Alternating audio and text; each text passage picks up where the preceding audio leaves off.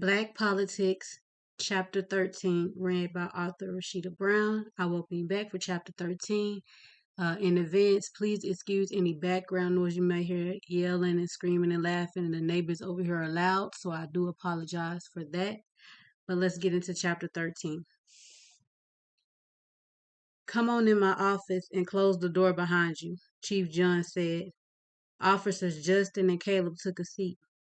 Now you know we're in some deep trouble because of this mess you have gotten us into, Chief John said, taking a sip of his coffee. Ugh, who in the hell made this coffee? Chief John said, tossing the coffee cup in the trash.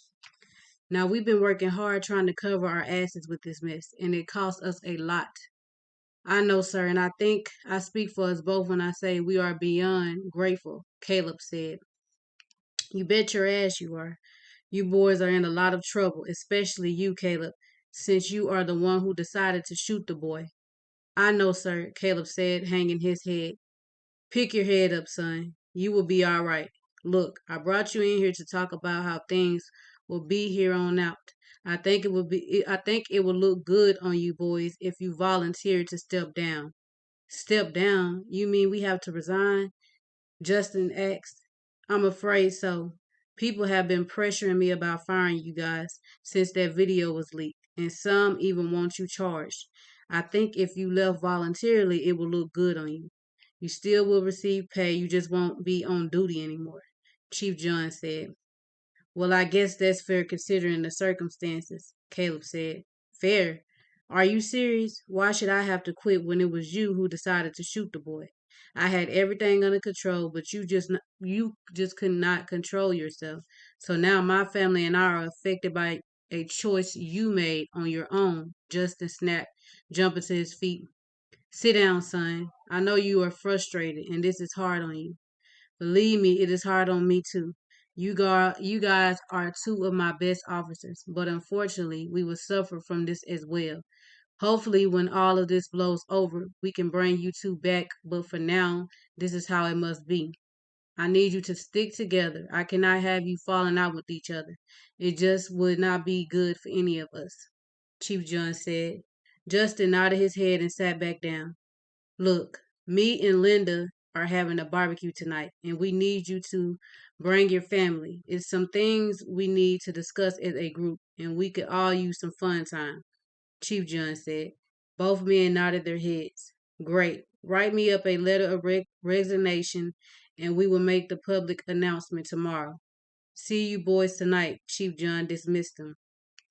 Both men got up and headed out of the office. Boys, I need your badges and weapons, Chief John called to them. Both men put their weapons and badges on the desk and walked out of the office.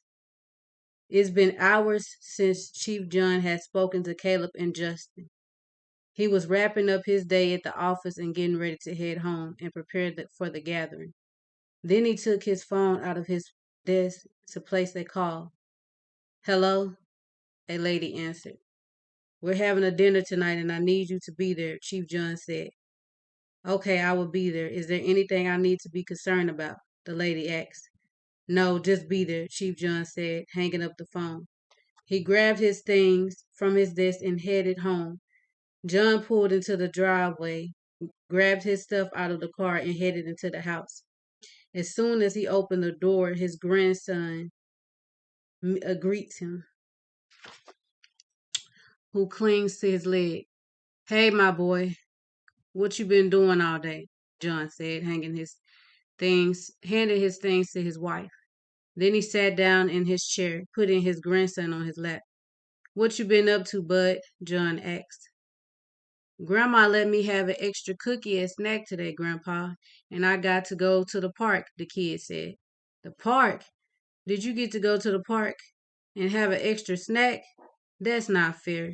I want to do that too, John said, tickling his grandson, who giggled and squirmed. No worries, Grandpa. I saved one just for you, the kid said, jumping down from his grandpa's lap, running into the kitchen to grab the cookie. So how was your day? Linda asked, handing John a beer. It was tough. I talked with Caleb and Justin today, John said. Oh, wow. I know that must have been tough. I know this is hard on them and their families as well, Linda said. Yeah, I couldn't imagine having to give up being chief. It's something I love to do. I love my job and my officers, and it's my job to protect them, John said. And you will. I know you have everything under control, Linda assured, patting John on his leg. Let me get back to cooking. I already got the grill started for you, Linda said, walking into the kitchen. I'll be that way in a sec, John said, sitting on the couch finishing his beer. After drinking his beer, he put some music on and put some ribs on the grill. Linda sets the table and let the first guest in. Come on in, Linda says. Caleb and his family arrived first. Linda showed them out back shortly after Justin and his family arrived. John finished cooking the meat and set it on the table. The last guest has arrived, and they are ready to start the event. John took a spoon and tapped his wine glass. Good evening, everyone, John greeted. Good evening, the guest replied. Lyndon and I would like to thank you all for coming tonight. It's been a while since we had company over. I wish it were under different circumstances, but I'm glad that you're here, John said, sitting down in his chair. So we decided that it would be best if Caleb and Justin resigned voluntarily to look good on them. It was a tough decision, but it's what's best for right now. They would still receive pay and benefits, but they will not be officers. At least not now, Miss Carroll added. Right, we plan to have them back on the team once this all blows over, John informed his guests. Well, how does that even work? Justin's wife asked. We have a plan to make this all go away quietly, John said. Quietly? Justin asked. Everyone looked at him. Yes, quietly, but legally, John said. Everyone laughed. Carol has been talking to Sean's mother, and she is supposed to be taking the deal we offered her, John said.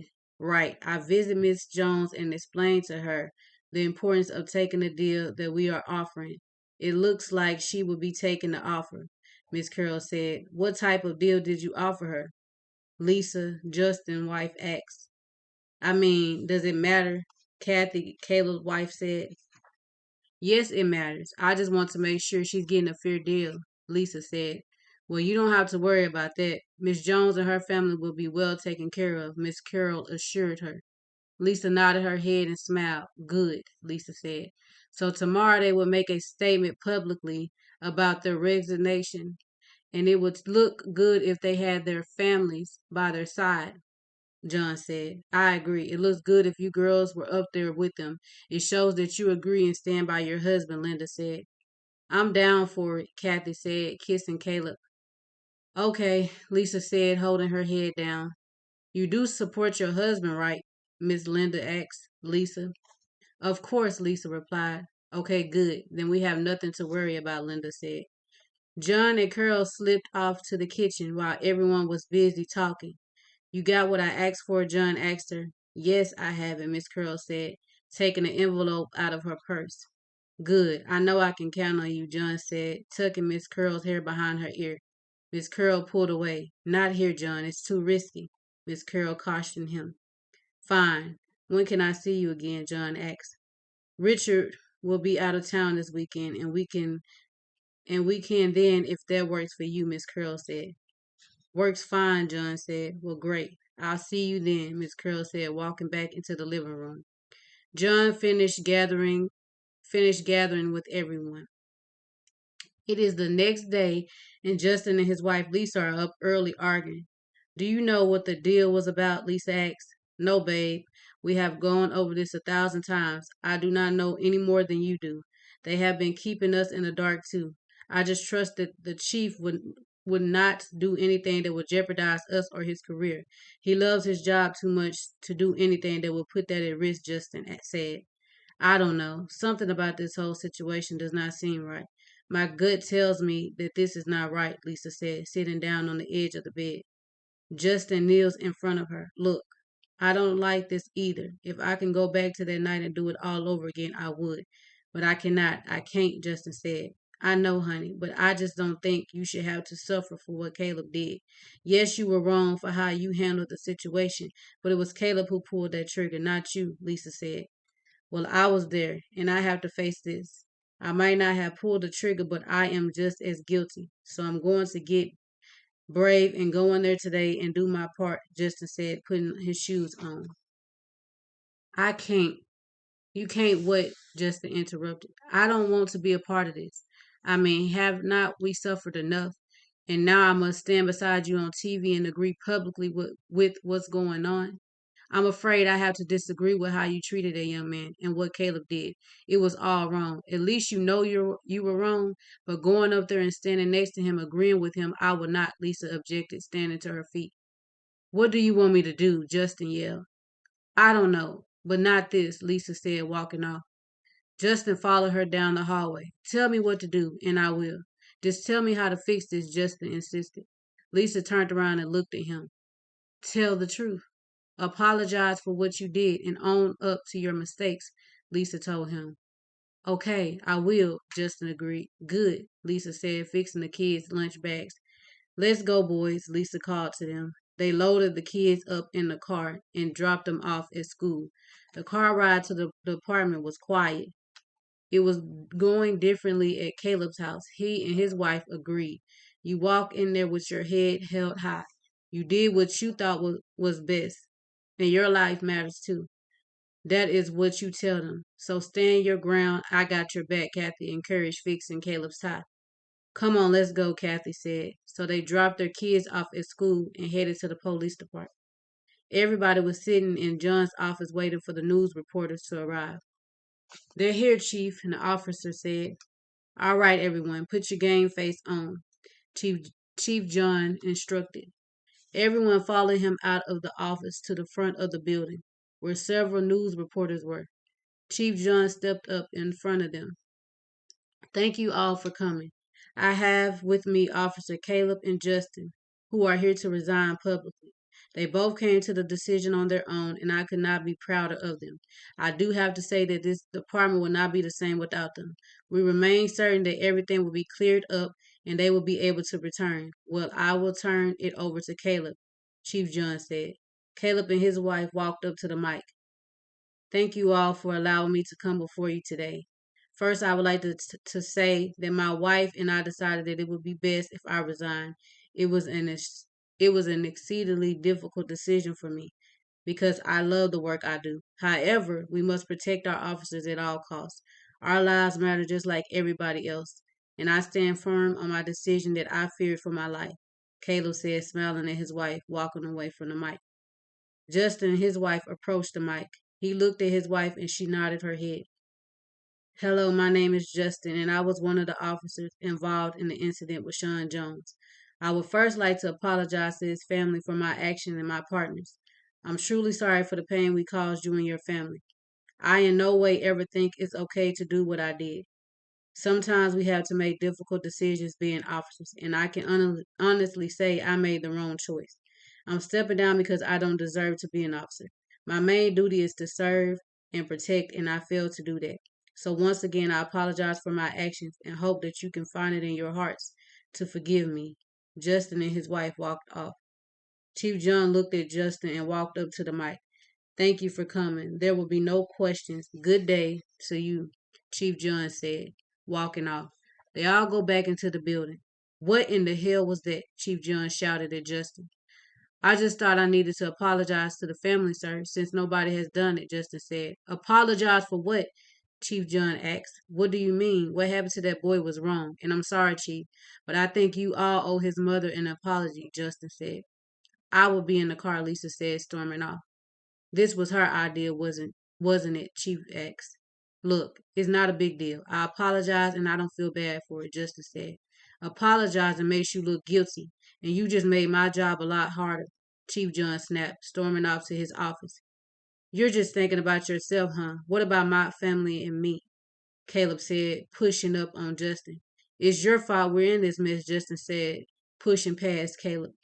Don't worry about it, babe.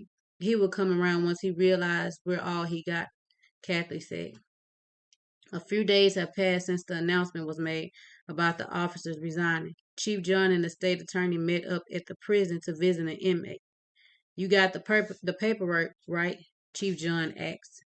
Yes, I got it. You just let me do most of the talking, the state attorney said. Chief John and the state attorney check in and sit in a private room waiting on the inmate. The inmate and the guards came down the hall. All you hear is footsteps and chains rattling. Once the inmate sees the state attorney, he stops. Oh hell no. What is he doing here? You can take me back. I already told his ass. I ain't no snitch, the inmate said. Just sit down, Tyrone, the state attorney said. I'll stand, Tyrone said, standing in front of the table. So what do you want? Tyrone asked. I think you're gonna like this. Tyrone took a seat. If it ain't about me being released, you're wasting my time, Tyrone said, propping his feet up on the table. Look, I have a way of getting you out of here tomorrow. Tomorrow? What's the catch? Tyrone asked. I can get you out if you agree to my terms. I have a job I need you to do, and if you do it, you will remain released. However, if you fail to complete the job, then you will be right back in here, the state attorney said. Oh, yeah, look at that. The feds need something from me. How it feels to have to come off your high horse and ask for my help, Tyrone said, grinning. Look, I don't have all day. Either you want to get out of here or you can rot in here for all I care, the state attorney said, losing patience. What's the job? Tyrone asked. I need you to get some information on somebody for me, Chief John said. And that is, Tyrone said. And that's it, Tyrone said. That's it. You can be free. You can be a free man tomorrow, Chief John said. Tyrone looked over the paperwork. All right then, I'm down, Tyrone agreed. Great, just sign right here, the state attorney said. I'm not signing anything until you make another copy, and you sign both first. You're not about to play me, Tyrone insisted. Already on it, the state attorney pulled another copy out of his suitcase. He signed both copies first, and then Tyrone. So I will pick you up tomorrow morning, and we'll go from there, the state attorney said, getting up from the table. He and Chief John walked out of the building. So that's taken care of. I'll catch up with you later. I will get the judge to sign off on it. All right, keep me posted, Chief John said, getting into his car. He calls Carol. Hello, Miss Carol said. We're in there. We got her now, Chief John said. The end of chapter 13.